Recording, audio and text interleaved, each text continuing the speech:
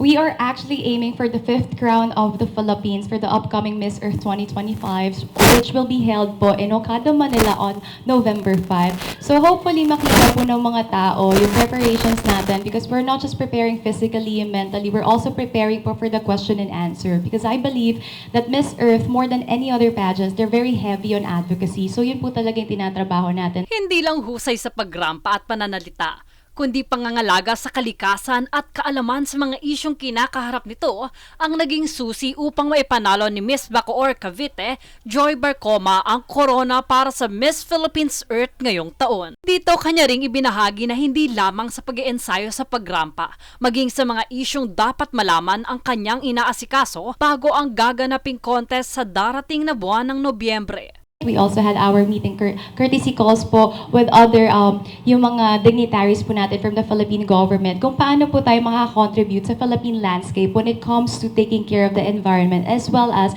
making projects and programs that will benefit not just the earth but also the Filipino people. Aniya, kasalukuyan siyang nakikipag-ugnayan sa lokal na pamahalaan ng Bacoor sa pamumuno ng alkalde na si Mayor Strike Revilla na tugunan ng isyong pangkalikasan, gaya ng mga kamakailan niyang pinagkakaabalahan tulad ng tree planting activities, material recovery facility at coastal clean-up. When it comes to taking care of the environment as well as making projects and programs that will benefit not just the earth but also the Filipino people. So hopefully the Filipinos will support me na upcoming pageant po, and if you guys are looking forward to supporting me, magkakaroon po tayo ng mga voting in the future for Miss Philippines Earth. So I hope that I get everybody's votes and I hope that you guys will still be behind my back to support me in this journey.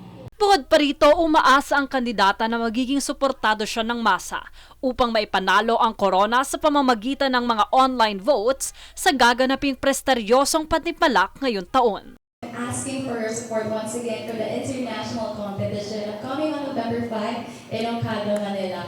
But aside from your full support for me, I hope that you also support Mother Earth. Be responsible on our own. Please be responsible citizens of the country.